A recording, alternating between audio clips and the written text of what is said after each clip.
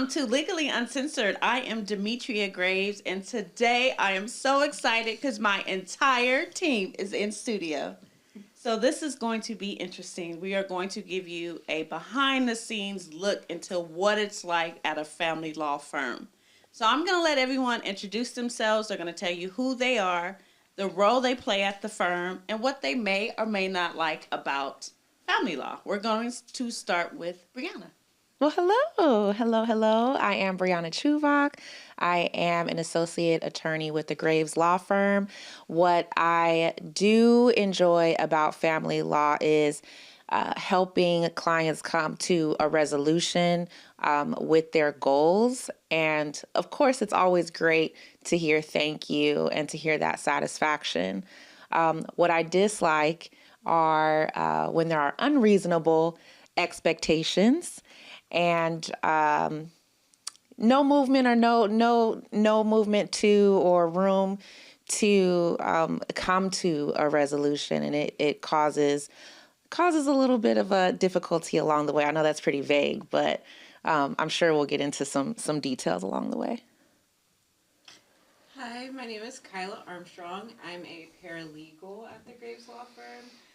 And what I like the most about family law is just being able to help people during a time that's very difficult in their life. So far, I don't dislike anything just yet.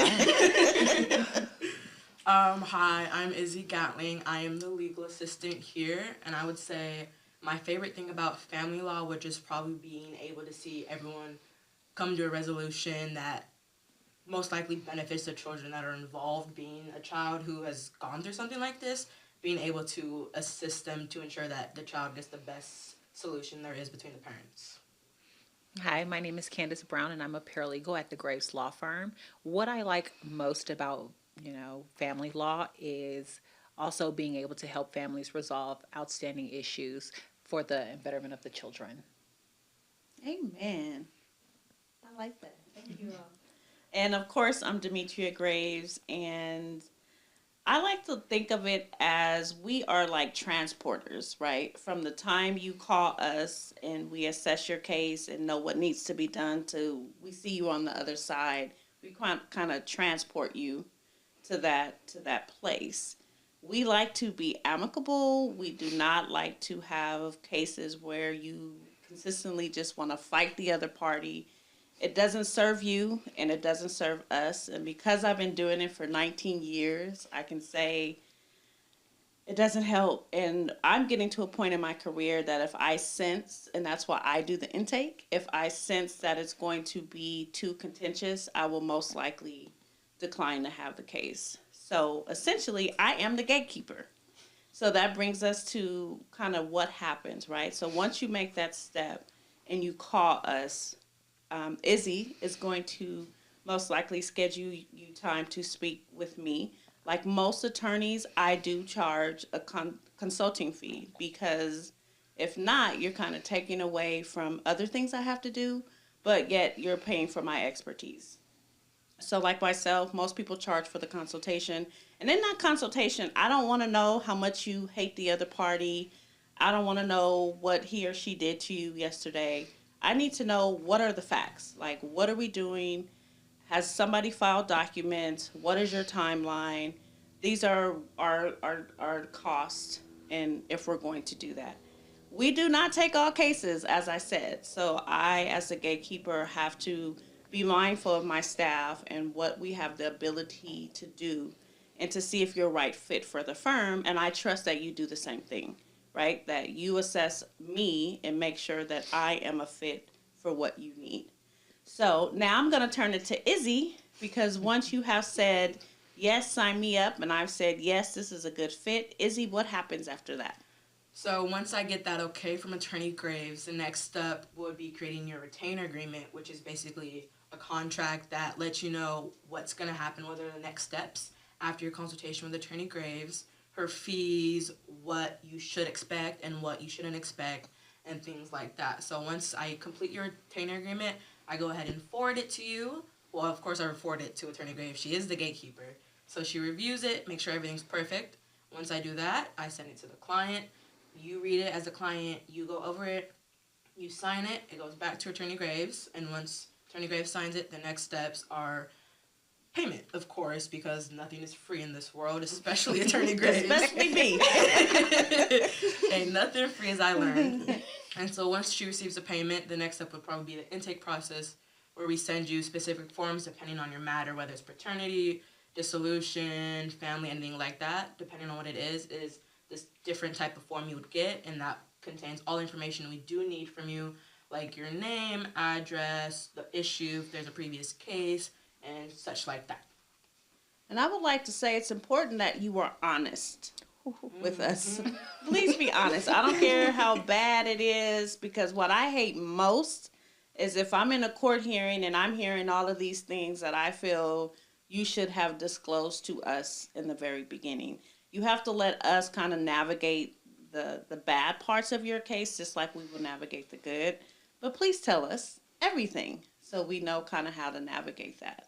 So, yes, Izzy does a lot of that intake process, and then you're assigned to one of my wonderful paralegals.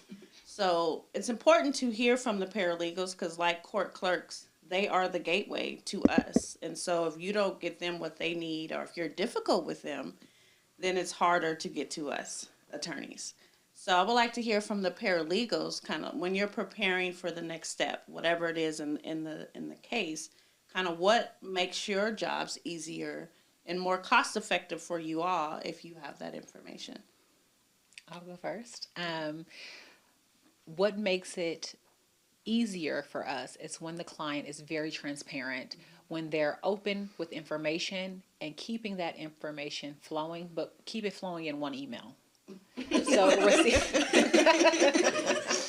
receiving, 100 emails, different subject matters makes it very difficult. I also think that being very precise is important when we're trying to gather information, whether we are creating your petition or responding to a petition. We need to know as many details, but as few forms or through few vehicles as possible. I also think that we know you're going through a hard time, but being mindful that we're human too, and unloading on us makes it very hard for us to stay focused and have a positive attitude and try to be some light in your situation. So that's what I think makes it a little easier. We are here to support you.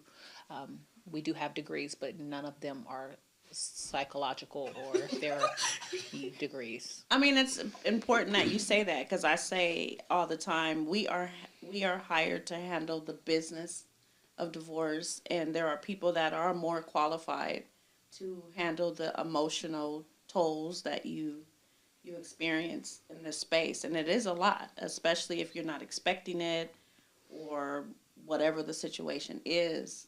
From your mouth to their ears, we're trying to get the information to get the work done. And to that end, it's important to not dump on the other party, right? The court is not really going to read into why you dislike him or her, what they did to you, who they cheated with, who they ran off with, what country they visited last month. It's just not relevant to your matter. Do you have anything to add? I would just add that, as Candace said, we are here to support you. So one of the main components of that is communication and responding to our communications and really being involved in your case so that we can do the best that we can do to support you in what you need. Maybe you both can speak on, too, the importance on timely communication. There are deadlines in family law. So we're trying our best to meet these deadlines. When we don't meet these deadlines, it looks really bad on our part. So we're constantly emailing, texting, and calling. And when you are stressed out and not wanting to be bothered with your situation, it really puts us at a disadvantage. Sometimes if we get things in late, the court won't look at it, and that is really harmful to your matter. So even if you shoot us, I'll take a look at it later, or can I set up a call or something along those lines, it helps us to let us know, like, hey, I'm still focused, I need a moment, or something. We never want to miss deadlines. It's the worst thing that can happen in a legal matter. And we really are actively trying to avoid that. When you don't communicate with us, those type of issues come up. And we get a lot of backlash from our boss lady. And we have a lot of explaining to do. And it makes us a little upset with you. So be mindful of that. We don't want to be upset with you, but we can get upset with you. Brianna, I want to talk to you a lot because both of you and I experienced this. A lot of people want to dump on us, want to use us as their support system, but they don't want to pay for that. So how do you manage? Because we bill by the hour. So how do you manage, not being rude, but reminding clients that we charge every time we touch your file for the most part? Full transparency, I just let them talk. If that's what they need, and then I can also weed out what is unnecessary, and I might pick up on something that will be good or helpful for their case. I do tell them, if you are concerned about your bill, then I do remind them that yes, this is costing. So be mindful about the calls and the emails.